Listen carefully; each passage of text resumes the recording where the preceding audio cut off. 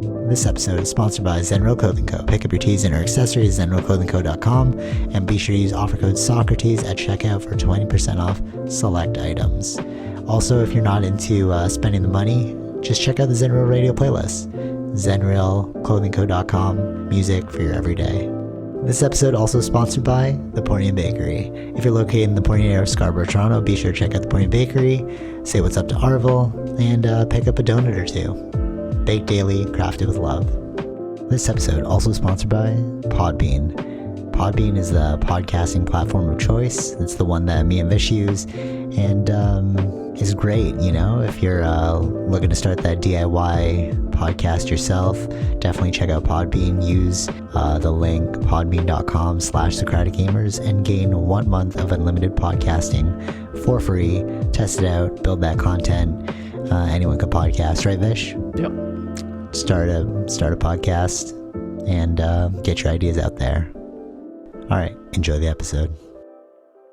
All right, so we didn't get to this last week because we were kind of short for time. Although it did end up being an hour. I didn't think our topics would take that long. But something interesting did happen this week. And I was like, oh, this is actually related to one thing that I wanted to bring up, which was remembering what it was like through COVID. Because we were talking about it the week before and it was like, oh, there's so many things that we kind of just took for granted or accepted as normal. You know what I mean? Well, all right, we'll get into that after, but the main thing that happened this week, which I thought was interesting, I don't know if you saw it, but the Pfizer CEO being like, oh, this wasn't for transmission, even though, so the shot, the marketing that they had brought up was that it would stop transmission between people. Mm-hmm. And then they're doing these trials right now, apparently, in Europe for what had transpired through COVID. And the CEO was like, yeah, we didn't, or CEO, director, something like that. She's high up. And she's like, we weren't actually testing for transmission. So the marketing was wrong in that sense. So but wait, there's two things. So it does work, but the marketing of if I get this, I'm protecting you because then I can't pass it on to you. Mm-hmm. It's that's not what they were studying for. They didn't actually have the data for it. Sure, I don't... Okay, yeah. What are you going to say? Okay, so I don't know too much about it. Okay. Yeah, I didn't deep dive into this. I just noticed that what I know a little bit of it, it could be, if I'm going for that kind of thing, it could be more that they didn't study that, but other third-party studies did that. Okay, so he asked for the data. You get what I'm trying to say? Yeah, so but she was like, that's not what we were looking at. So I get what you're saying, third party people did study it. Maybe they did study it, but he was like, show us the data for it. And I don't think she showed them the data, but the marketing for it being remember collectively through COVID, it was and that's what created the divide in people. It's oh, if you don't get this, you're antisocial, you're nothing but other people, mm-hmm. stuff like that. And then to have this come out that it wasn't a part of their analysis or whatever, it's that just brings about more, it's not it is kind of negative, I guess, but it's more the realities of marketing. You know, when you buy a car and they're it's we just overhyped the sale. Yeah. You know what I mean? Oh, this, you need no other product other than this one or something like that. You know, you just marketing the way it works, right? It's trying to sell you a product, mm-hmm. right? And I don't think this is necessarily nefarious because it's just what marketing is. But I think what people are at least. I think it all depends. I think it depends on how you look at the data, right? For sure. That's probably what it was. Right. It's is there a way that but that's why where it's when people have less, it's going to transmission less. Okay, right. So that's what somebody brought up. I posted that video and then he was like, well, if less people mm-hmm. have it, then there's less transmission. It's yes, true. But remember when we were looking at the efficacy of the booster, and that's why I didn't want to get the booster, because I'm okay, you're just increasing my percentage by 0.001, right? The actual effectiveness of this for protection, right? So it's like, if you said it will increase your protection, sure, of course it will, but by how much is the percentage? Yeah. So that's what I mean about like marketing. It's like we're playing this like marketing game, and the danger of marketing, what I suppose we saw in this is like it created the divide between people, right? Like Justin Trudeau's rhetoric of like, oh, you're just misogynistic, racist if you don't get the what? but if you're using that under the idea of, oh, you're actually stopping other people from getting it, but it's like, what does that exactly mean?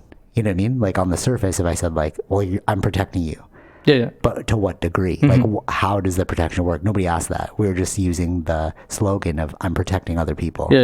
Right? And like maybe this will just be a whole COVID podcast, I'm not sure, but like that's what was interesting about it, because I was using that as motivation because I hate needles, right? So like I was using that as motivation when people would post these videos of like, I'm doing this for my mom, I'm doing this for my dad, blah, blah, blah. I remember that. And then I was like, oh, I'm on board with this. And then as time progressed, you're like, wait a minute, this is actually not what it was doing. It was intended to protect me. It actually can't stop transmission. You know, like I get what you're saying about, okay, it'll reduce it because less people will have it. But that's not really what we're talking about here. We're talking about like, I'm getting this so that I can't, it'll stop it in its track and then it won't pass around. Sure. Right? Yep. And like, that's the trick of the marketing. And it created so much of a divide, right?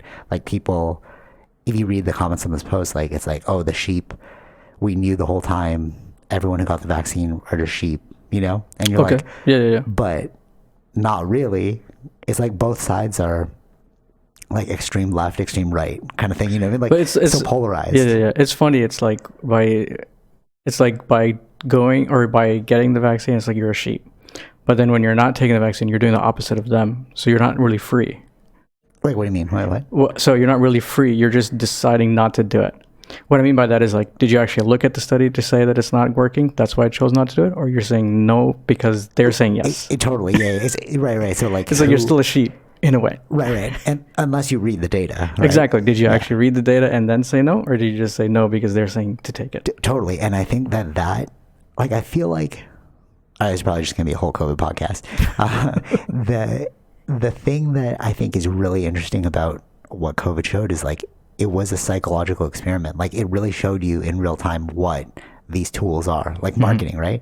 It's like, yeah, you're totally right about how many people read the data. And then now you're asking, what else do we do in our lives that we don't do that to? Yeah. You know what I mean? Like this is kind of a small example. It's like that line, how you do one thing is how you do everything, you know? And like seeing how we responded to this isn't just localized to COVID. It's how we do everything. It's like, how do you know that the flu shot will work? How do you know that, like we're talking about the booster that recently, because I have to get it, the booster that you get like every 10 years. And then now I'm questioning like, what is that for? Do I really need this? You know? Whereas before I've just been like, okay, I just have to do it. Yeah. You know? And I think that, I feel like the benefit of COVID was like that it really made people think about their decisions more. Do you feel that too? Or also maybe just it boosted like conspiracy theorists now because you're kind of I think it boosted more conspiracy theory than ever. Yeah. Because everybody can talk about it, right? There's like, we're talking about it. So like people, the amount of misinformation that was spreading was one of the biggest things. But that's the other thing too. It shows you like how strong misinformation is even to the point of governments, right? Because like when we were being told like the ads now, you know, protect other people, it's like that's a government run thing, that's a advertising run thing, like these big organizations, and you don't have the full information and you're marketing to us, it makes you think like who has it correct, right? But then you realize you can't actually, like if you look at all the scientists that were studying this thing, they were all saying the science is too quick, you can't, like you need long-term data. Right. We can't move in that way because we need to stop this thing quickly. Yeah. Right. Yeah. So it's which, I mean, it did do its job. No, it for sure. Right? For sure. It did do its job, but it's like when people were like, oh, that data is not real anymore. You know what I'm saying? Like how they were. Well, like, because it's not that's not real anymore. It's science changes. Exactly. Yeah. As we get more information and more data, right? With the data that we had at the time, it was actually, we can actually say it was saving people. But for sure. And that's the truth about you know, people are like, oh, science is 100%. It's like, actually, if you look into what real science is, it's always evolving. It's always evolving. So when we see like these studies come out and then people are like, oh, that study's incorrect. See, they were lying to us. It's like, no, you're not lying to you. That was the correct data at the time, but now we need more data. Exactly. Yeah. Right. Yeah. But then it's easy to just say they're lying to you. That's, you can fall into that category. Totally. And that's why it's like, this was a giant social experiment, because you see that so many other things run that way. Like Pluto's a planet. And it's not a planet. And they were kind of like, maybe we should put it in a planet. And then, you know, it's like, then people start asking, like, this really reminds me of the history, the Graham Hancock thing, where he's like, if you admit that you, like, if you admit you don't know the truth about history, then it makes other people question, what do you really know? That's why there's so much pushback about, like, the timeline of human civilization, even though they're starting to find out that there were giant cities around the world, right? But the Western history that we were taught, they need to hold on to that, because it's like, we can't admit that we were wrong, or else, like, other like schools of study, like historians, it's like, okay, so your whole education was wrong, or like, oh, if you were lying to us about, if you don't really know about history, like, what else can we trust? And it almost shows the importance of keeping things under wraps. So what I mean by that is, like, if you think about the alien thing, right? And then people are like, just admit the truth about aliens. But if you admit we don't really know what this is, which they're kind of doing now, then you create like a distrust. You know what I'm saying? Like, you create like an air of doubt, and that air of doubt can be filled up with your own opinion. Exactly. And they don't want people to do that. You know, because it's like, how can we control everyone if we're creating this, like, we need to make you believe that we have everything under control in order to control you, right? But that sounds like a conspiracy in itself. Yeah. But it's true though, right? Like, if you have too many cooks in the kitchen, you don't know where you're headed. Does that make sense? Yeah. I don't know. I feel like COVID was really like a big catalyst to that, to like shining a light on the holes we have in society. Sure. Yeah. Even like economically too, another thing that we saw was like the supply chains. Remember, like, oh, we have like shortages, but we quickly forget about that.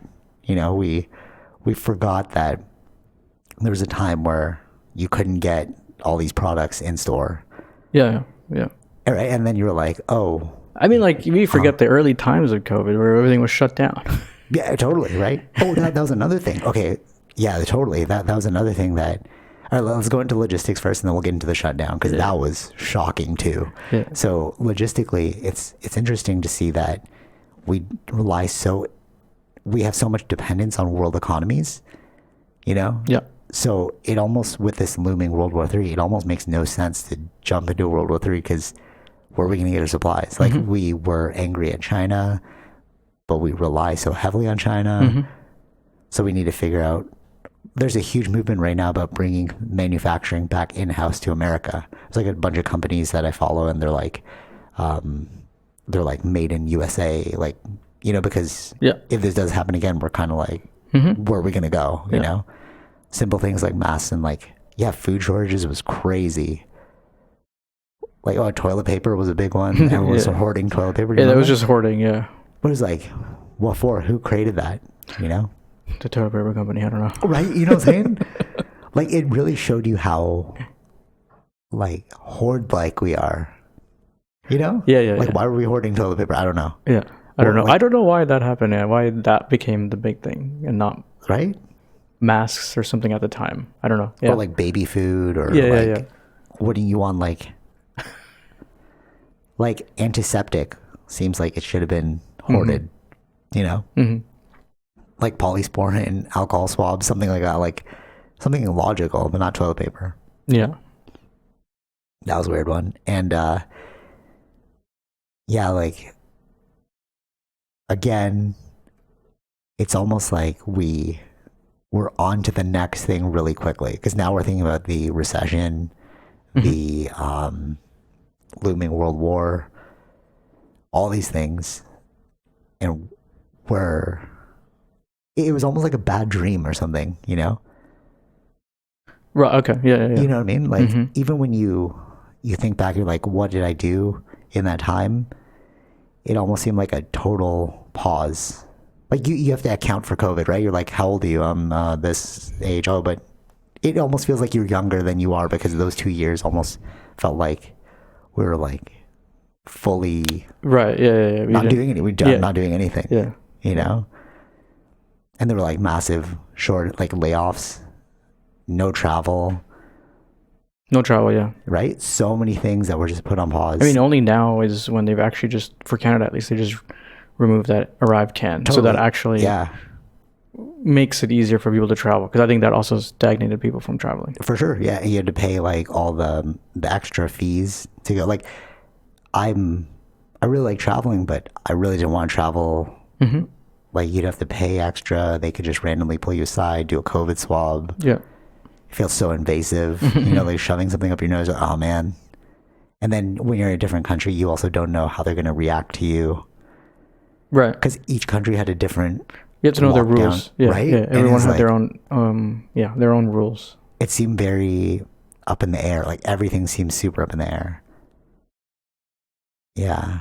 You know what? All right, let's get into the lockdown, then we'll get into investments, because that was interesting too. So you're talking about lockdowns, and that was fascinating to see, because that showed me that we have no control as a people, like to the extreme point of they could just shut down your business at any time. Like, so many businesses went under. Yep. And even if you've worked really, really hard, it's like, you're sorry. You know, I've had this business for 20 years. Sorry. Yeah. And there's nothing. They're like, okay, we'll give you like a rent bailout. But it's not like, you're still going to owe them for the rent bailout. Yeah. It's not free money. It's like debt. So they're just enslaving you through more debt, you know? And one thing that's coming out right now too is, remember the Emergency Act? Yep. So Justin Trudeau's he wanted to be a part of it, but like on trial now, I guess, for why he enacted the Emergency Act. And somebody asked, like, if you're found like guilty for this, or there was no justification for the Emergency Act, should you resign? And he was doing the whole politician thing. He's like, well, I feel, you know, people will see the data and they'll realize that we acted in the most pragmatic way. And it's like, sure, maybe, but never forget, at any moment the government can freeze your account.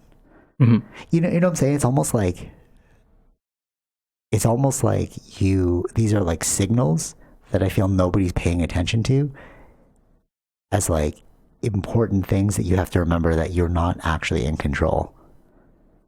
Okay. Yeah. Like, you know what I mean? Right. Like, right. Who knew that they could freeze your bank account if you didn't obey the law? Like, what? Well, I think that was already there, right? No, this is the first time it's ever done. Like, they've never done the Emergency Act before. No, for Emergency Act, yeah. But like, by people that are breaking the law, they can freeze accounts. When's the other example? That they just mass froze a bunch of people's accounts? No, I'm not saying mass froze. I'm saying like if they were breaking the law. Okay, but you're allowed to protest, not breaking the law. Right. He just didn't want you to protest. Yeah. So it wasn't illegal. No, I'm saying like you know, it was. You're saying okay, it's not illegal. You're saying he was breaking the law. Well, breaking his law. He's like, I don't want you guys to protest. It wasn't all right. It wasn't a law, because they weren't breaking the law. Maybe trespassing, I guess. I don't know. I don't know. Yeah, I don't know. But there was there's no, because you can protest. That's legal. Yeah, you can protest. Yeah. But he wanted to stop it, so he froze the accounts. So it's like, I don't think he froze everyone's accounts, right? No, people who participated. Yeah, they were like getting people who they saw at this thing. If they could identify you, they'd freeze the account. And then not just that, like corporate accounts too. So like, that's why he was saying, you have time, remove your vehicle, because they can trace your vehicle to your license plate, right? And then they can freeze your account. Right. So as a trespassing thing. I don't know if it's trespassing. I don't think it was trespassing. No, I'm saying like under what law did they? No, like what was the thing under the Emergency Act that he was? He was saying it was violence. They were inciting violence, but that's why he's being he's on the trial thing now, right now, because he was saying it was violent, and now they're saying it wasn't violent. Yeah. So now they're all right. What were you saying? No, so that's why we have those systems to, what do you call it? Like checks and balances. Yeah. It's like, it's after the fact though. It's sort of like World War II's, when they did the whole check to see like what was the implications for the Nazis and stuff like that. You know. So like, it's going through that right now, and yes, it was like, yes, in extreme cases, but I feel like, I feel like even still, although you can look back on it and try and rectify it, in that moment, it shows you your powerlessness. You know? Yeah. Wasn't that shocking? It's like, we're just going to lock down all businesses, and we're also going to freeze accounts. It's like, how much power do you guys actually have? I thought banks were in control of our money. You know, like, I thought TD, like, and all that. I didn't know you were that close with the government that they can actually ask you to freeze an account. You know what I'm saying? Right. Yeah. Yeah. Like, what is truly my own is what I'm asking. Right.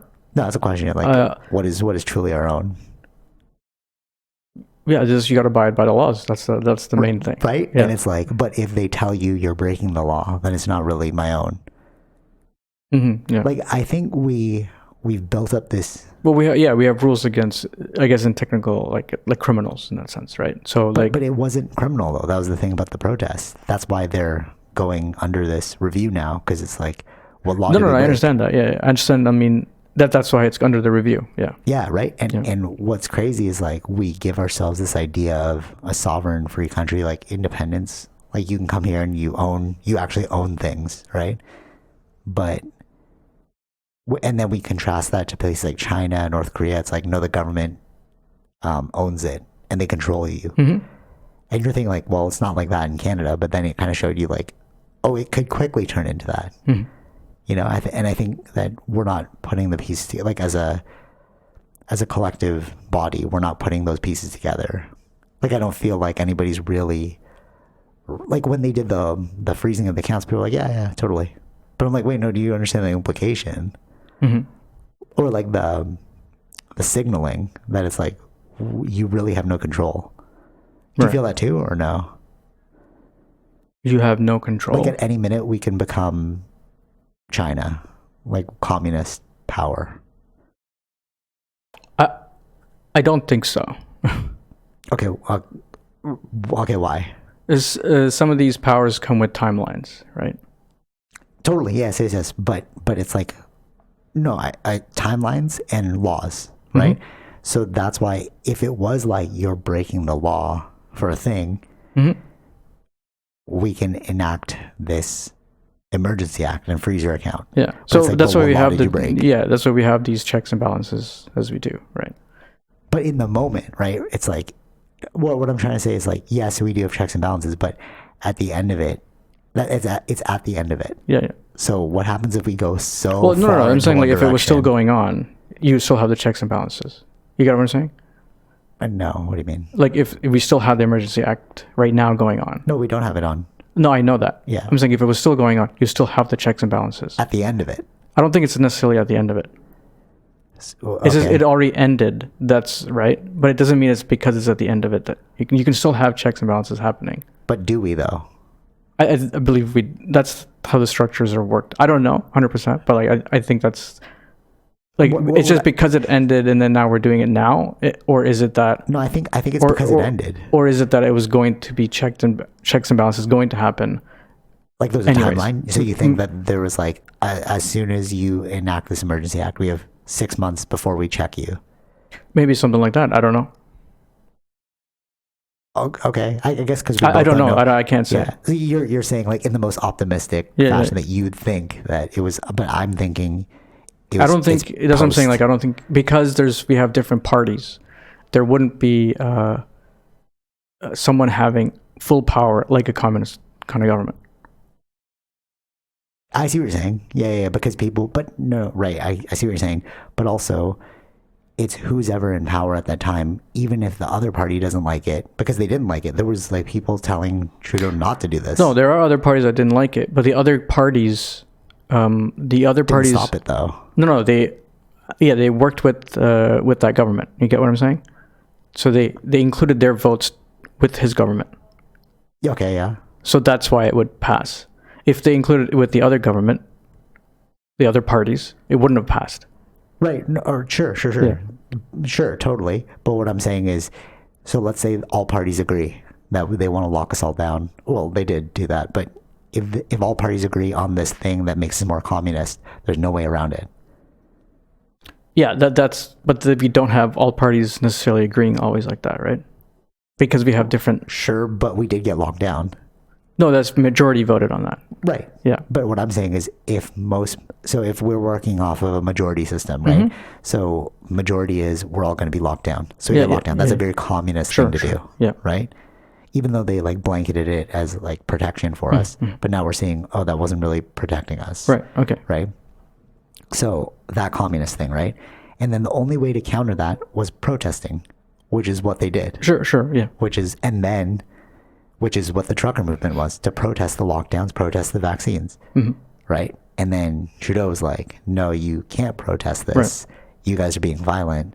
So now we're going to do the Emergency Act and then force you by freezing out your money. Mm-hmm. So if you look at that, take the government out of it, it sounds very communist, right? Because it's like, okay, we're going to do this thing. Yeah. And then if you go against us, we're just going to, the thing in Hong Kong, right? They were the youth were protesting because they didn't want to join China. Yeah. And then the government just like hosed them down, like with like, like fire hoses and like beat them and stuff into submission. Yeah. That's essentially what happened here. So that was a very communist thing to do. Right. Yeah. So that's what I'm saying. It's like, although. But they all have, so like, yeah, I understand that. I agree with that. It's like the illusion of free will. No, I understand. I agree with that. But they all have terms on their like time and power. Yeah, 4 years and stuff like that. Yeah. But like, so it's like, right? No, you get what I'm saying? Yeah. Like they could be doing a bad decision. But then when we vote, well, at the end of the time when we vote, right? But the other question becomes, what happens if it turned bad? If at any moment this just turned bad and they're like, no, for the betterment of people, we won't allow you to vote or something like that. I don't think you can do that because that's not theoretically, but just like we're like, I don't think you can just shut down businesses. I don't think you can. Well, then no, I think once you remove any kind of voting, then you're not a democracy anymore. That's what I mean. And I'm like, they don't have that power to do that. But how quickly can we turn to becoming a like, let's say things were so bad and they're like, we want to vote. But they're like, we can't allow you to vote right now. We got to push it for like, we got to extend this term because if you go outside, you're going to die. Like, let's say COVID was really bad. Sure. Yeah. And then that would just be, even though you're like, oh, we can vote in another 4 years. But it's like, okay, you're making it seem like we are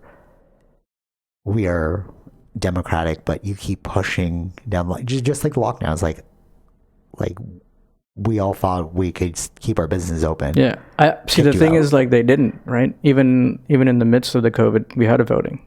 I mean, we had a federal election. For sure. But so I'm just saying, like, they didn't. But if it was worse, because they were like, okay, like, no, it wasn't bad. But I think that what happened. No, I understand what you're saying. What happens if it was worse? But that's why we had mail-in ballots.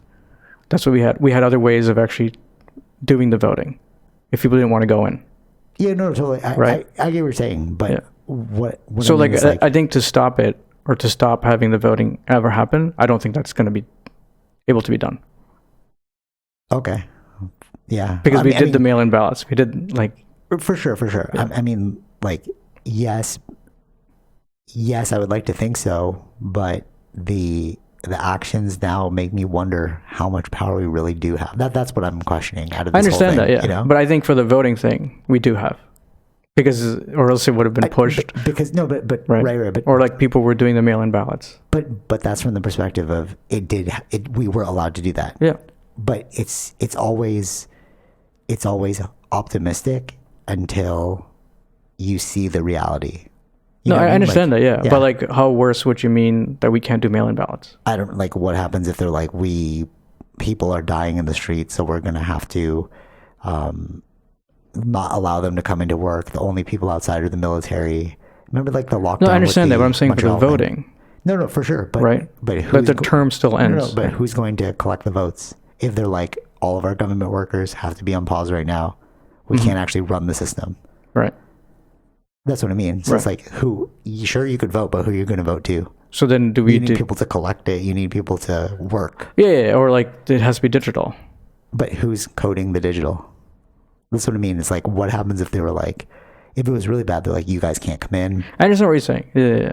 Right? Yeah. We're looking at it in terms of, like, we could vote for COVID because it's like, okay, just wear your mask. Mm-hmm. What happens if it's like, if it was a different virus? Yeah. And it's like, if you get touched by another person, you're going to die. Mm-hmm.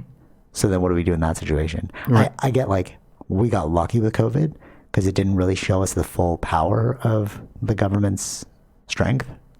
But if the virus was worse, how much more power do they have? Yeah, I mean, we can only look at like historically, right? So like, how was what was it called? The one that was in 1918, whatever that flu was called. The Spanish flu. Oh, yeah. So how worse was that? What happened during that time? Yeah, we don't know. We can only look at that kind of. Yeah, that could be like the worst case scenario that we have so far. In the books.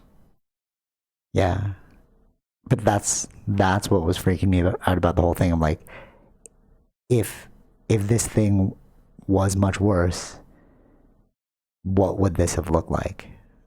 Or if the marketing was I mean, but we're playing in the world of if now, right? So we don't know. But right, totally. But what I'm saying is like, if you're looking at like signals, it's like, oh, they can just shut us down. Oh, they can just freeze our accounts. Sure, yeah. Like, who knew that? Yeah. You know, so it's like, what I'm saying is, it's not in the realm of if, it's what else can you do? Mm-hmm. And that's my curiosity. Mm-hmm. Like, how far does this thing go? Right. Like, if it was a zombie apocalypse, well, I mean, we'd be in much worse shape. I think there's a collapse in government if that's the case. For sure, yeah. But I think I understand that, but I think the intentions. See, this thing is like, what was the reasons for the lockdown? So that's right. The other question. Or the intentions? The intentions was to save as many people as possible. Right, totally. Right, because they thought it was much worse than they thought it was. Right, for sure. So that also is interesting too, because that's just a marketing game as well. Because how bad is this thing? Because so science is one thing, but the real vehicle of changing people's minds is marketing. Because if you give them the data, they don't care. Like, I don't know how to read this. Yeah. You need to make it consumable and communicate it well to, like, shape someone else's opinion. Sure. Right? Mm-hmm. Like, that's what marketing is. Yeah, of course. Right? Like, cigarettes can kill you. If I just gave you, like, the statistics, you'd be like, whatever. But then they're like, they show you on the box that on you can, like, right? And you're like, oh, no, I don't want. So it's all about marketing. Yeah. So what's driving your marketing, and who's like, where are you driving your data for the marketing? Mm-hmm. And it goes back to that first thing where it's like, yeah, this will stop transmission, but what is the percentage? Yeah. So on the surface, we're getting this message, but nobody's really sure about the strength of the data. Mm-hmm. I remember, like, what I vaguely remember from the beginning was like, we should have acted earlier. Oh, what's that? We should have acted earlier in like lockdown? Yeah. Oh, interesting. I don't remember that. Yeah, really. I remember that because it was already happening in China. Oh, yeah, right. But we should have acted earlier. That's what they kept saying. But we were trying to...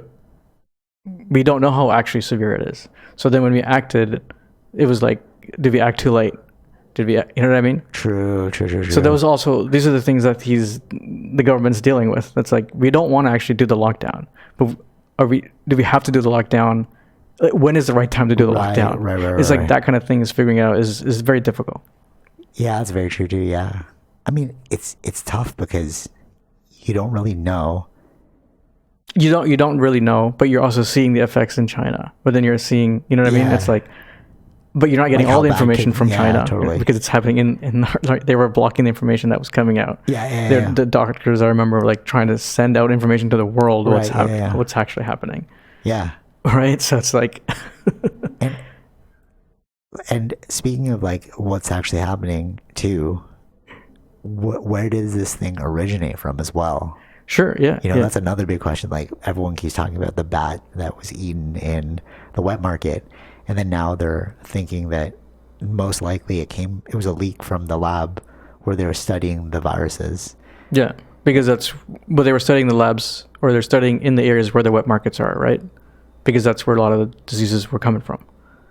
Right. But, so it's like, but they're not sure if it came from the lab or was it organic. Yeah, again, so we don't know that, right? But like, what I'm saying is like they would study in an area close to where the diseases are. Right? Yeah, true. So there's another thing too. And what happens if it was a lab leak? Sure. That like if it's a natural thing, organic, it's like, okay, we can't really fix that. Mm-hmm. But also, like if it was a lab leak, how do we run our science going forward? So like, yeah, they'd have to see like the genome of the thing, right? Is the genome of the, like there's one idea, I don't know, like the whatever the parameters of how the thing looks like, is it something that we do? So that's what they're investigating right now, because they said that the jump was too quick. Like the virus, the way it would have naturally progressed, it was too quick from this one, and the cells were showing, like I'm just repeating what I heard on a person who's studying this, the cells suggest that it was tampered with, like the actual virus thing. Okay. Yeah. So that's why they think maybe it did just leak out of the lab, but they can't, I don't know how they're going to prove it. They're like doing the investigation right now. Yeah. That's the whole thing. Yeah, you have to study, like, is it actually that? But like, anyways, that's fine. It's like, like in the computer, how you do the robot check. You check. I'm not a robot. Oh yeah. So, what's interesting is like you can. It's the way you move your mouse. Oh what? Yeah, it can read from the way you move your mouse if you're human or not. Oh really? Yeah. Oh, that's interesting. That's it. Like, so that's what I'm saying. It's like it's reading that. So it's like, is the ingredients of this COVID coming to the way that the lab formation was, or? You know what I mean? Or I think that's like a part of it though, because I messed up a couple of times on those "Are you a robot?" thing. It's like no, like the ones there are ones that just read your, like how you're gonna. Yeah, some of them don't even ask the question. Like don't even actually check the answer. Yeah. Oh, that's interesting. You just go and you're clicking on it. So how does it know that? Right. So it's like some of them, they read like how your mouse movement was, if it's human or. I guess there's like ways that robots do it. Like it's just like. Yeah. And if it follows the natural organic pattern, that's what I'm trying to say. I'm just connecting it to that. Does it match the natural organic pattern or not? So like, yeah. But we don't have control of understanding that. Yeah, no, totally. So, like when they were explaining why they believe it was from a lab, I'm like, it's just I can't possibly corroborate that. Like, right. And then there's going to be there's like both sides to that too, right? So. Yeah, true. Well, that's what courts are for, right? Like the research. Yeah. Well, one other thing that I was because I think at the time they wanted to know that too, because it's like then you can actually put some things against China. Yeah. Right. Totally. Yeah. For sure. Yeah. Hold them accountable. You mean, or yeah, for sure. But that's rough too, because China knows that that'll affect their economy. Yeah. I mean, like, and China's been the main, like a lot of the shutdowns, a lot of the issues with their logistics is because China's been doing shutdowns. And still doing shutdowns. But so the lab that they believe it came from, it was a lab that's funded by America. And I think it would have probably multiple funders, right? Well, the one I'm listening to, where they believe it came from, it's called gain of function research, where they try and make viruses stronger than they are. And the one lab that they believe it came from was a US based lab. And the reason why they didn't do it in America is because they don't want to risk this kind of happening here. Mm-hmm. So that's why they do it in other countries. So apparently Obama saw this as because he was privy to it, and he wanted to shut it down because he's like, this is a bit too, like, this can go really bad really quickly. Sure. But it didn't end up getting shut down, and it got its funding. So if it really did come from this lab, you were saying like, oh, China doesn't want to get it out, but it's funny because it's like the actual parent of the thing would have been America because we're funding it, you know? Yeah. So even though it happened in China, it's like it was still America's fault. It depends on how know? they say by funding it, right? It's like with the money. Yeah. Like no. I understand that, but it could be multiple funders, right? Like, is it theoretically? You get what I'm saying? It's like maybe what I'm hearing is that it was an American lab. It's not like it's not like a UN lab or something. But they were running experiments to figure out how to like make these viruses. No, I understand that, but it was when they were trying to go to the lab, they were not. China wasn't allowing them in because you're also in that country, so you have to abide by the country's rules. Right. Yeah. It's weird the interdependence and we still quarrel. You know? Like, isn't that weird? Like, why? Like, it's very it's it's weird, right? It's weird. We use Ukraine for all of their grain that we're finding out now, and it's like, oh, there's a shortage. But so why don't we defend it? But okay, well, Russia this, and then Russia connected with China. Okay, but we utilize China, so it's like it's such a very it's not black and white. It's not black and white. Weird nothing is black and white. That's the heart. That's why it's very like, difficult. So everything is gray work together. Then it's like yeah. I mean, everyone has different reasons for doing what they want to do. So I don't know. Like, what's Putin's plan? Like, right? It's almost like every country wants to be the number one country in the world, right? They want like America's top spot, but they don't realize like the domino effect of the interconnectedness of it all. Or maybe they do realize, but it almost seems sloppy from a regular. I'm sure it makes sense, or it just seems inefficient to run the world like this. Like, why aren't we working together? I don't understand. Yeah, I understand. Yeah. Right? Because if you really require China to build your cheap products, then wouldn't you want to help support them? But then we talk about how negative China is because they're a communist country. It's like, then why are you buying from them? Yeah. You know? Yeah. Well, there's so many examples of that throughout like the world, right? Where we don't like a certain. Well, that's why it's the capitalist thing, right? It's not the government necessarily working with them. It's allowing businesses to flourish. Yeah. Yeah. Because businesses saw like there was a lot of opportunities that they can build faster, more, or whatever in China, right? And China showed that they could do that. So like they convinced a lot of the. So maybe it's more like. I don't think it's governments. It's just maybe it's not a government thing. It's just like. It's just a business thing. Yeah. And businesses operate in multiple countries. They exactly. Yeah. Yeah. So like no one is like before. It's like businesses were aligned with their countries in a way, right? Now. Yeah. Because everything was in-house. Yeah. And now it's world, right? So they're going wherever they can make money. Right. Like a great example, like Apple, it's like designed in California, built in China or something like that. Yeah. It's like we're so independent in that nature. Like that slogan alone, designed in California. So it's an American company, yeah. Built in China. So it's like, okay, you see the interdependence we all have. So why do we continue to fight? You know? Yeah. I almost feel like, okay, this sounds stupid, but I almost feel like the UFC is the great equalizer of the world. What I mean by that is because every country is represented in the UFC. It's almost like the Olympics.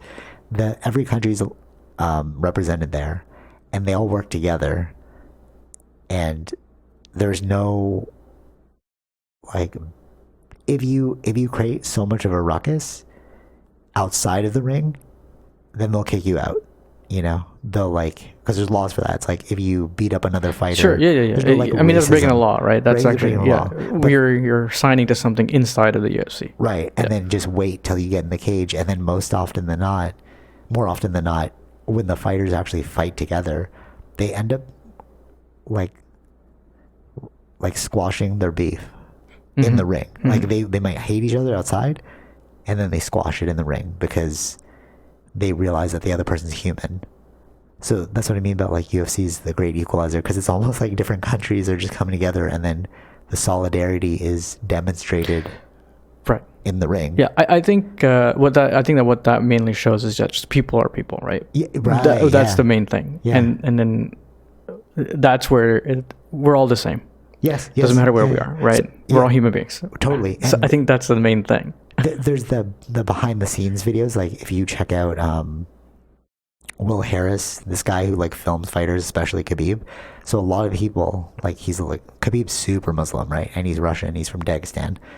So if you watch the documentary, if you watch UFC and you see how dominant Khabib is, you can't help but admire his dominance. Mm-hmm. And then you watch the behind the scenes and you see it's just pure Muslim expression, right? He's just talking about his religion. He's just showing how he prays. He's showing how he trains. And it humanizes him. And I'm like, I can get behind that. Even though I'm not Muslim, it makes me see your culture in a different light. Yeah. You know? And it goes back to UFC being the great equalizer because it really does humanize people. You know? You put aside your race and religion, it's all left in the ring. Like, can you fight? You know? Right. And even if you don't like the other person, their country, their ethnicity, you can't help but admire them. Mm-hmm. You know? Yeah. It's weird, especially during the whole Russian thing, and then all these Russian fighters. So you can't hate them. Like, what, am I going to hate Khabib now because he's Russian? Like, no, I admire his career. Yeah. You know? I think that's what we're missing. Some sort of... Yeah, that just reminds me of, the bald and bankrupt, the guy that did the YouTubes, in different countries. Yeah, the traveler, Yeah, so he, the one, he was in Ukraine when that started. Oh, no right, way. And he left, and he's I think Russian background or something. So he went to Russia, and he wanted to show all the good light of Russia. But the thing is, even with doing all that, Russia was the one who tried to stop it. Yeah, they kicked him out of the country. Ooh, so he stopped he stopped the YouTube, but because his love for Russia was I'm just trying to show you the good stuff about Russia. Totally. But so that's the thing though. It's so that's why I go back to UFC being the great equalizer, is because they make so much money and do so much promotion that you cannot silence them. So it's you're saying the bald and bankrupt guy, right? But he's just a random YouTuber. Yeah. But Khabib has literally met with Putin. There's videos of him, Putin being I admire your strength and your courage, whatever. It's when you see, you can't silence Khabib. You could try. No. But you know what I'm saying? It's but it supersedes the country because the whole world's watching. If something happens to Khabib, we're all what just happened to Khabib? If he gets assassinated or something. Yeah. You know, you can't. But you can assassinate the bald and bankrupt guy. Who cares about that? No, I understand. You know? Yeah. And maybe it's entertainment. That's what really brings people together. Mm-hmm. You know? No, I think people as individuals are fine. It's just how governments act. Yeah. Right.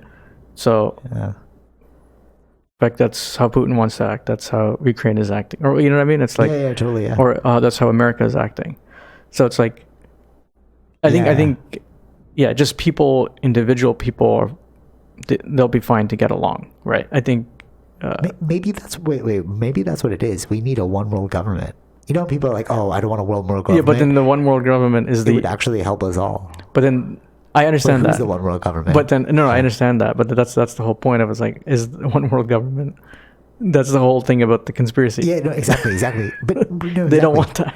For sure. Yeah, but it's if you look at let's take the UFC as an example of that's what the UN tries to do, right? Yeah, or that's no power, what no, but that's the whole idea of where the UN thing came from. This is one of the first times where countries are talking together, right? Or yeah. You know what I mean? It's the UN is for that, or whatever the other stuff that kind of things similar to that. But it's not a government though. A government is something that manages something. No, I understand what you're saying. I understand what you're one government. I understand that. It's more a forum. Yeah. A one world forum. Yeah, but that's where but that's kind of bringing one of the first times we're having countries communicating work together. Yeah, right. Totally. But what I'm saying is if we take the government as a management system, right? They manage our money, they manage the way we live, our rules, right? So if we take the analogy of the UFC would be that one world government, right? Mm-hmm. They manage the fighters' pay, they manage their recovery, they manage their hotel, they manage everything. And then you see all these fighters training at the UFC Performance Institute. side by side, different ethnicities, different country representations, different cultures. Mm-hmm. That's almost like what the world could be like if we had a benevolent one world government. Right? It's like we would all just get along. It's like, okay, that's your culture, whatever. Right. But we have this agreement that we're both being protected under this like government system. Like the UFC doesn't have multiple organizations. They have agents representing fighters, but they don't have multiple organizations. It's not like boxing, where like they have multiple promotions, and then the boxers fight at different promotions. Right. Because there's like one promotion system. It almost seems like we're all equal under this thing. Yeah, I understand. We know what the fighter pay is. We know what the sponsorship deal is. We know what we all have to do. You know what I'm saying? Mm-hmm. It might just be like a really like pie in the sky idea, but maybe there is some value in a one world government. Sure. Do you think so, or to equal represent everybody? Yeah. Yeah. Right. Yeah. Because then we wouldn't fight about like land or like. Well, I don't think then. For example, if there's one world government, Russia wants to take more land back. They would go to the one world government and be like, "Hey, I want more land," and then they would discuss it. It'd be more civil, right? Because like the one world government would be like, "Does it seem feasible for you to get this land?" Or like, "Why do you want this land?" Well, yeah, that's the whole idea of the UN, right? So a lot of them, for sure, a lot of the stuff. If there's some, like China going into the Philippines, waters, they went to the UN saying that they're coming into our waters, like this is not their border, or something like that, right? And then they won in that case, but now, so that's like a forum, right? So they have to agree, but their money's not tied to that thing, because how do you enact anything money? So if you had a one world government, they'd just be like, okay, you don't get this fund. Like there's a better way. So that was the idea of the sanctions. But a sanction has to be, it doesn't have to be approved by other countries. Like other countries have to be like, yeah, I'll sanction you. Yeah. That's how it works. Yeah, you're working with other countries to agree on the sanctions. So there's still some sort of approval process. What I'm saying is, if there's a one world government, like don't do that. Yeah. And then if you don't listen, but I don't think there would be. Yeah, if it's a one world government, then there's no countries. Yeah, true. There'd just be cultures. So that's what I'm saying. Yeah, because you were trying to bring up Russia. I want more land. I meant more like So there wouldn't be Russia. There would be There wouldn't be Russia. There wouldn't be any other countries. Yeah, you're right. We'd just be like citizens of humanity. Yeah. And we just have like examples of our culture. Sure. Like, I come from this area of the world. Yeah. I come from this. Yeah, that's actually way better. Instead of being like, oh, I'm Filipino, I come from this area of the world. Mm-hmm. Yeah. But that would undo like so many different things. Yeah, I think in order to reach that kind of, maybe it will eventually reach that, but I don't know, it's 1,000 years later from now. Yeah, right. Yeah. Or if it's like actual aliens come in, and then we gotta like actually work together. Yeah, how would you possibly build that now? That's what I'm saying. Like do we give? That's the thing. Like, do we slowly give more and more power into this UN thing, to becoming the world government? You know what I'm saying? Or do we give more power to businesses? Like the Davos thing, right? The Great Reset. The people that come from all around the world, they're like heads of businesses, and they like dictate, they like strategize where the economy is going to go, the world economy is going to go. Mm-hmm. And like the head of like all these banks are there, government people get like invited to it, right? So like, maybe if they act, because that's the conspiracy that they're building their one world government, the Davos thing. Sure. Like, I wonder what that would be like, because they did say that, like, they want a great reset. They want us to rethink the way we run everything. Mm-hmm. And this is not a conspiracy. Like, this is, you can YouTube the Great Reset. It's like a promotional material. He wrote a book about it, right? Yeah. And they're trying to move in that direction with like electric cars and stuff. So what does that actually? Maybe it. Like you won't own anything, you'll be happy. But it's like, do we even own anything now? Mm-hmm. So it's like, maybe they're just a step ahead of us. Do you see what I'm saying? Because like we thought we owned our businesses. We actually don't. We thought we owned our bank accounts. We actually don't. Mm-hmm.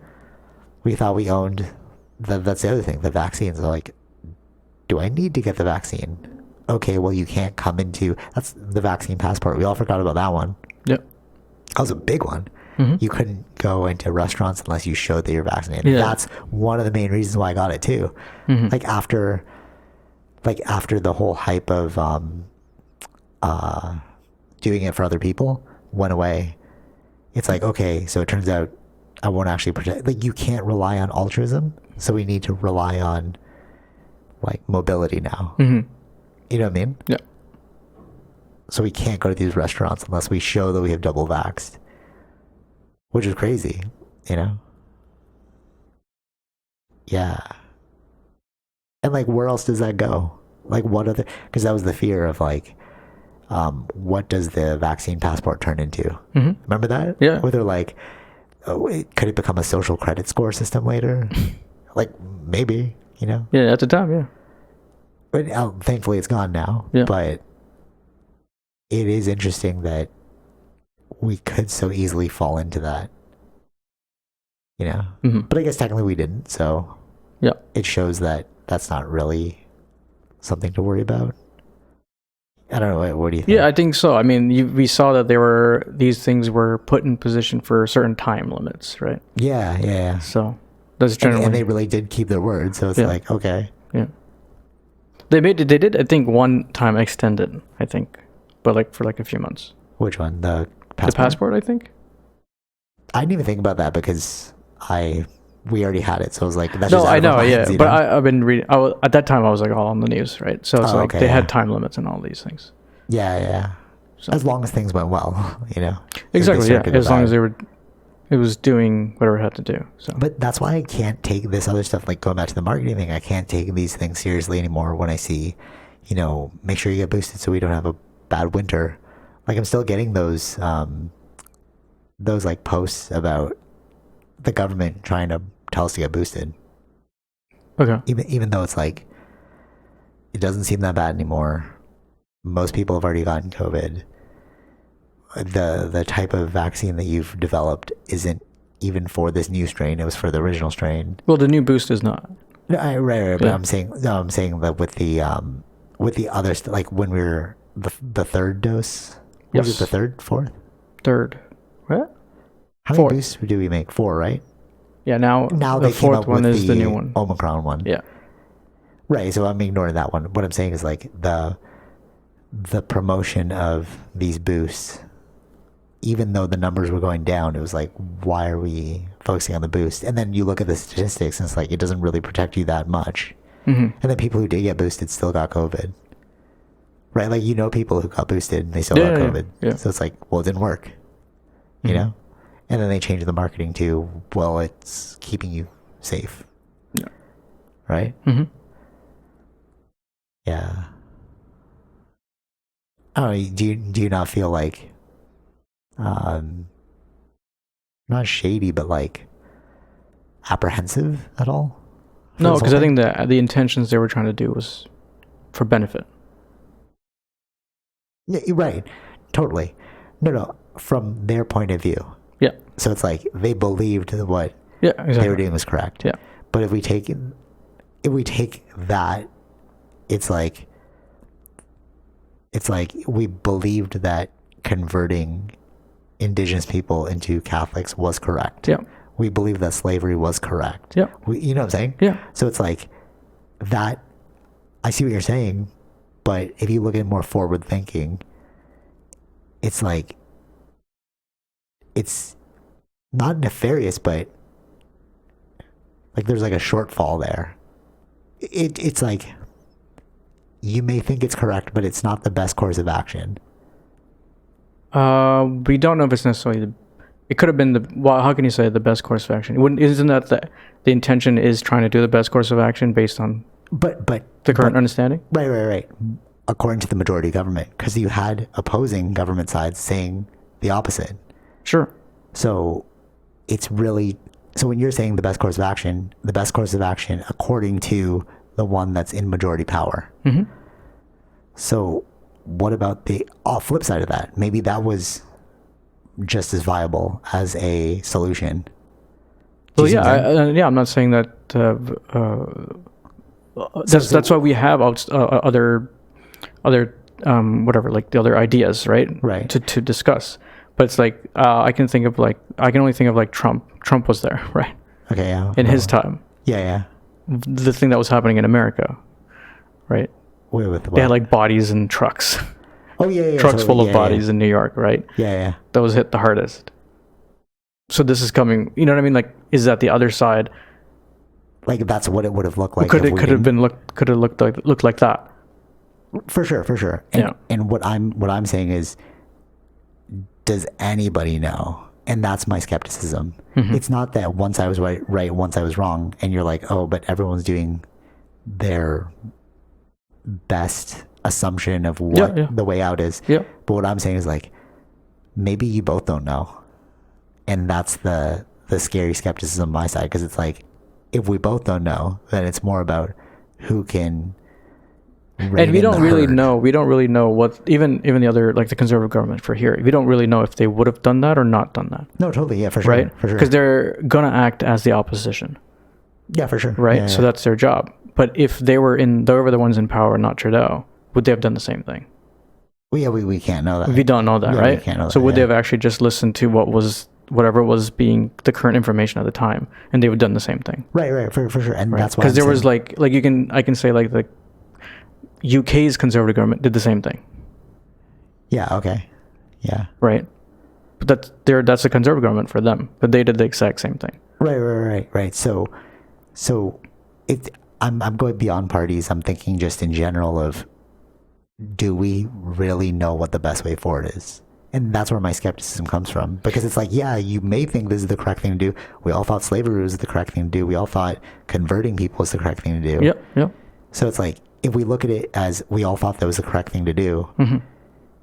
but it might not be the right thing to do, is what I'm saying. Right.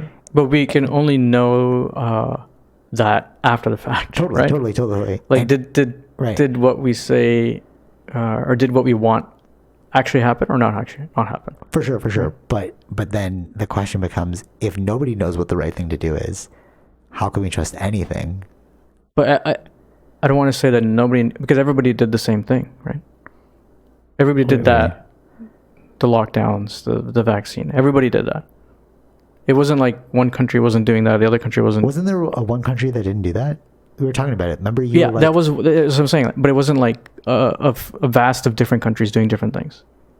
Majority of the countries did that one thing, right? No, but remember the lockdowns? You were like really into this. Sweden, one? Yeah, okay. And then they like didn't do any lockdowns. Yeah, so that was the one country. But like everybody else around them were doing it.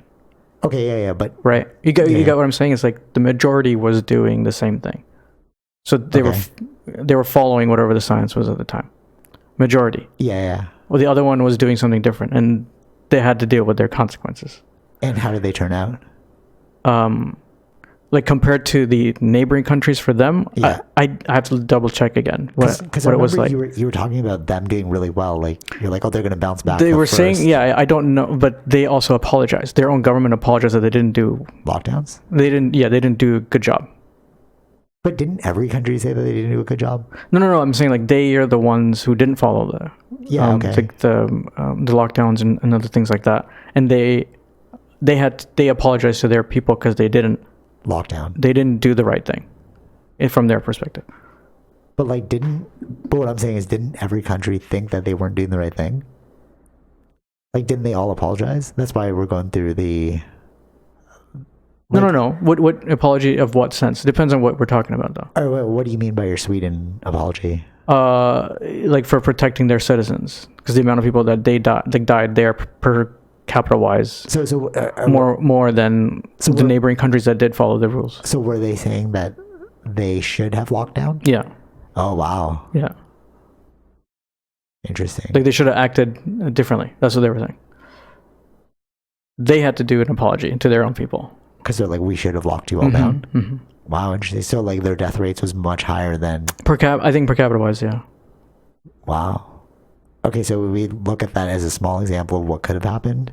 Yeah. Did most people get vaccinated though? I think so. Most of their numbers. I think for those countries, they generally trust their government. So I think their push for the vaccine was on point there. We need to look at the statistics now because we're like. I don't know. I don't remember exactly what they're saying right now. Yeah, Sorry? I need to see exactly what it is, because if they're apologizing but nobody got vaccinated, it's like, well, yeah, the vaccine does work. We're not talking about vaccines. No, I don't think the vaccines. I'm talking about the lockdowns at the time, because there weren't vaccines in the early times. Oh, okay. Well, yeah. All right.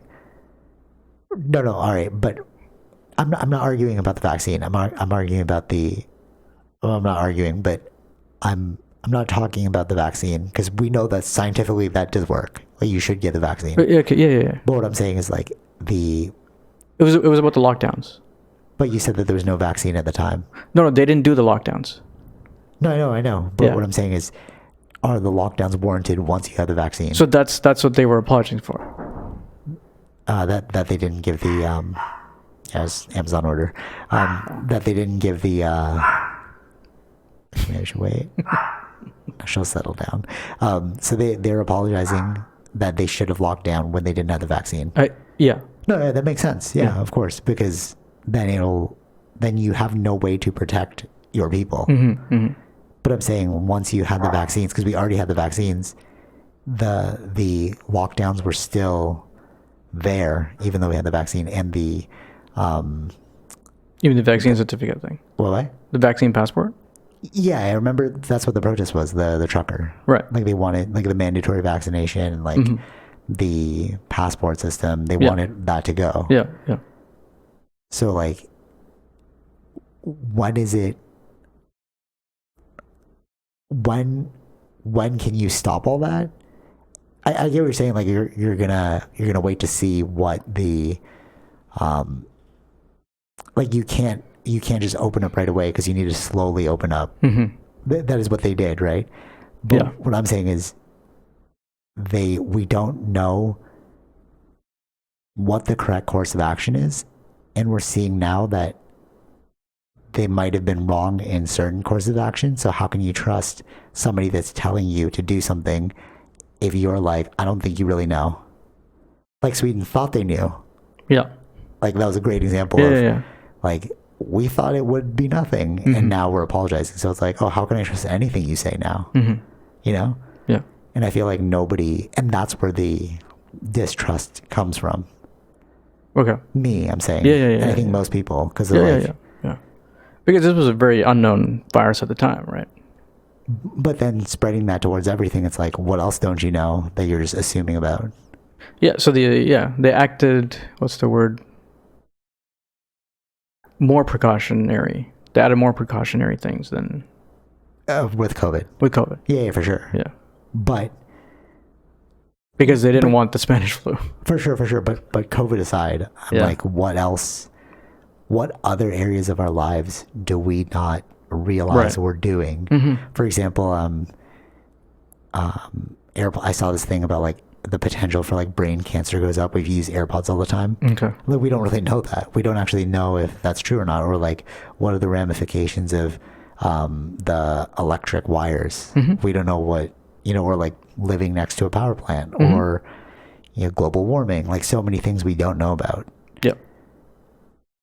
And like, I think that's more at the forefront now, because we saw that in real time, that people are just guessing, Yeah, I don't know if its word is correctly with saying guessing. Okay, not guessing. It's really, I don't know how else to explain this. It's marketing, because it's like, you have the data. It's just like, how is it best communicated? Yeah. And communication is marketing. Yeah. So it's like, it all comes down to marketing. So what are we being marketed that we don't know is fully true or not? I see. And then that creates more doubt towards everything, I think. Sure. And I think that was a symptom of COVID. Like, we saw that, like, we never were pressed in this way where we had to, like, second guess ourselves. Usually the government were like, okay, because it's so long, like, timeline, that we don't really, like, see it. We're like, oh, that was a bad idea. But that was, like, 10 years later. Like with security at the airports after 9/11, right? It's not like overnight that happened. It's look at us now. Surveillance is crazy.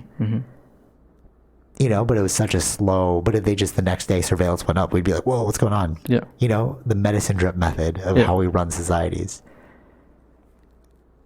Yeah. Yeah, kind of, I don't know, freaky, no? I don't know. It was freaky.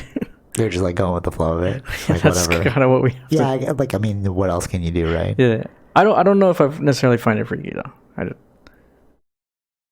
It's more like, it's more, you know what I liken it to? Realizing there's no God.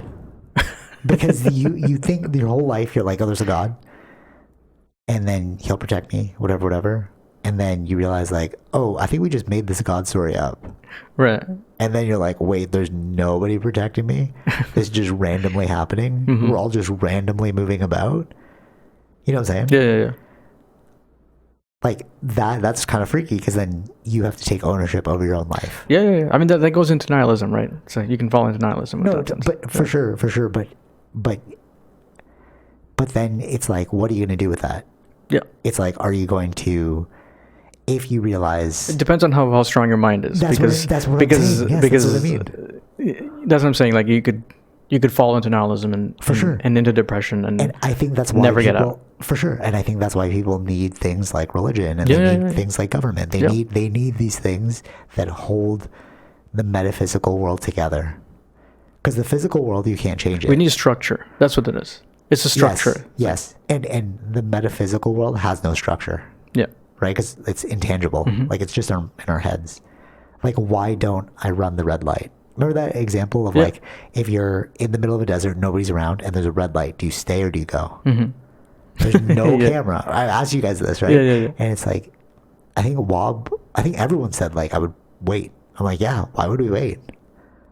Why would we wait? But you know that nobody's there. There's no red light camera. Because if we didn't do that, we just have chaos. Yeah. And that's the metaphysical world. There's just straight chaos. Yeah.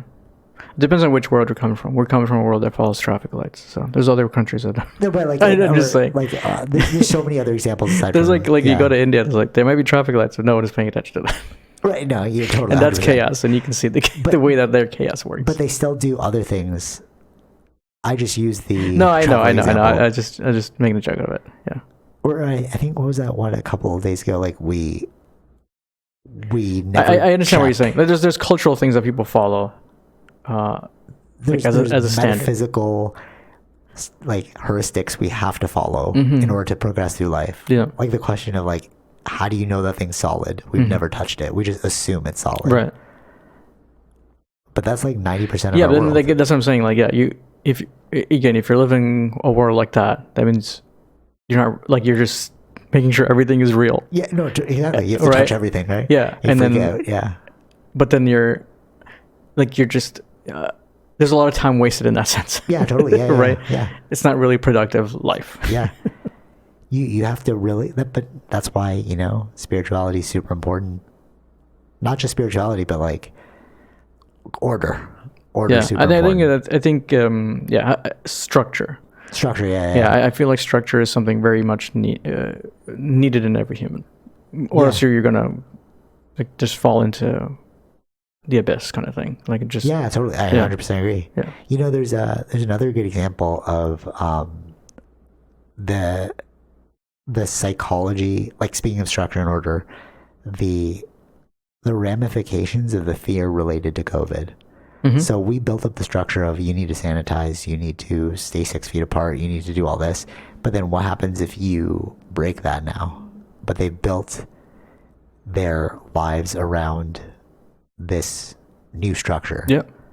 So how do you unchain? It's sort of like the elephant. It's hard. Depends on their actual fear of that, right? Yeah. The fear takeover. Yeah. Is the thing. Because I remember like going in the elevator here, or someone was still wearing a mask. She's an older lady. Yeah. I was like, oh, do you want me to? Is it okay if I'm in here? So she's like, oh, it's nice that you're asked, because no one's asking anymore, right? They're just going in. Yeah, totally. Yeah, for sure. It's like I could tell like right away there was something. Yeah. She was more scared of this thing still. Exactly. And the other part too is like, I don't know how to phrase this, because it's not really my story, but there is there's evidence of people. I'll say it like that. There's evidence of people that spray things down still, and they like wipe it. They're like, you know. Oh yeah. Like that's they're such a really into what was created before. Yeah, no, I still see that. Yeah. Yeah, that's what I mean. Yeah. And it's like, but why are you still in that zone? We're not there anymore. But it shows you the caged elephant theory. If you put the chain on the elephant and then it gets too big for the chain, you remove the chain, it doesn't run away because it thinks of the chain that's still there. Still attached to the chain. Yeah.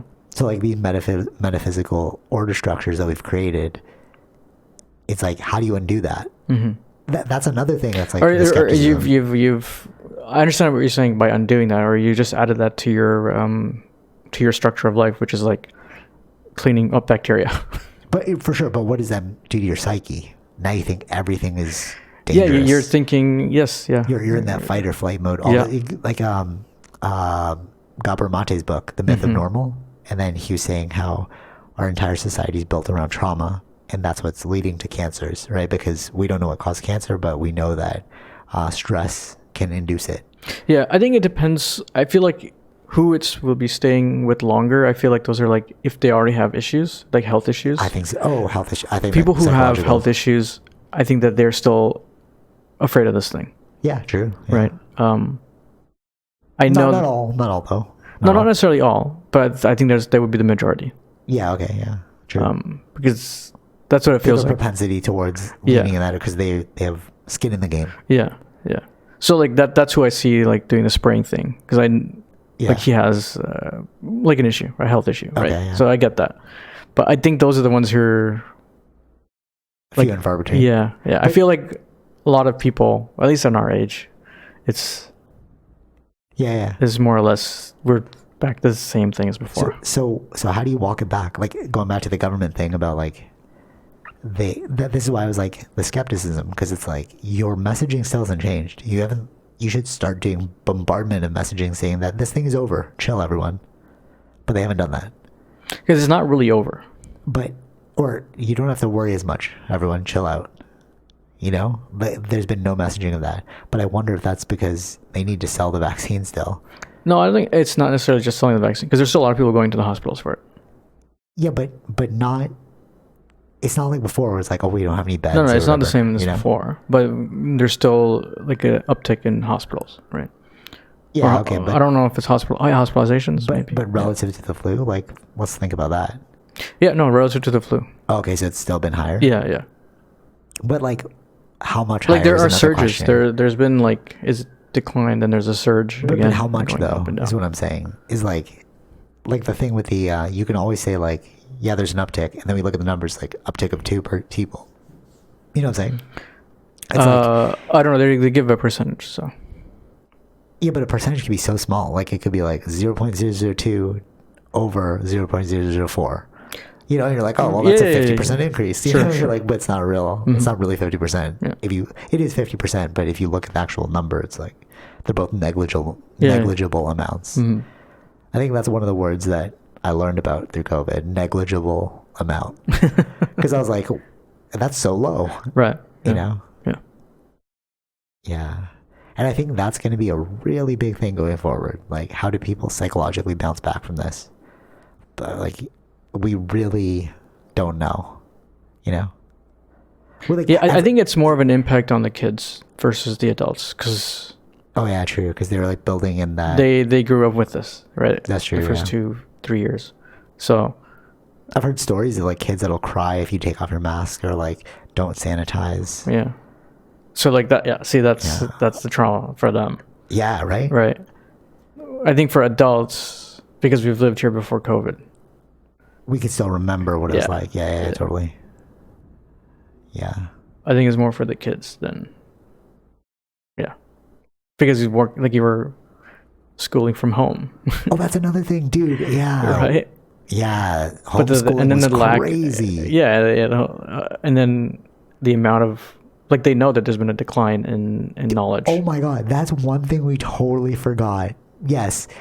I've totally forgot about that. Actually, how long have we been? Hour and 18. Oh shoot, that's long. Okay, this is gonna be a COVID podcast. I don't know what to name it though, because I don't want to write COVID because then you get sure. Yeah.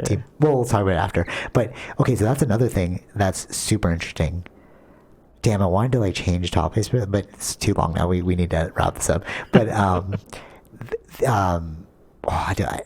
it sucks when you have like a story, but you don't want to like reveal who the person is. Okay, I'll just say it like this. There is evidence of people who who like they're, how will I say this? There's evidence of people who their students aren't educated in the way that they would have thought. Mm-hmm. Do you know who I'm talking about when I say students? No. Oh wow. All right. Okay. No, like who would have students that we both know? Okay. Yeah. All right. We both know. Now you know who I'm talking about, right? Yeah, okay. So there's evidence, and they're like the level of knowledge that they need to have isn't there because they realized that they were cheating, and then now that they have gone back to class, right? They're like they can't just open their book, and they're like, wait, you should have known that part of the equation to now. Yeah. You know? Right. You see what I'm saying? Right. Like because there's been there's a decline in knowledge. Yeah, that's what's happened. Yeah. Actually, there's another, or not just a decline in knowledge, but like a decline in knowledge, but a level up in your grade, your like education level. Yeah. So like, there's another example of another person who's their cohort of students when they were online, it's so easy to cheat, they were getting A's. And then now that they're in a place where they have to demonstrate their knowledge, it's actually so low now. Right. That's like a sign. That second knock. I didn't even order another thing. But anyways, so you see what I'm saying? It's like now, like it's almost like you cheated to get here, and then now when it's time for you to demonstrate your skills, you're like, ooh, you don't have it. And then how are you going to go into the workforce with those lack of skills? What kind of generation are we building after this? Because those people are going to get into positions of power. Yeah. You know what I'm saying? Mm-hmm. And that's another thing we have not addressed. Okay, I think we need to end this now. All right, we're going to end this now. All right. Again, prompts to end it. But you know what I'm saying? Yeah. Crazy.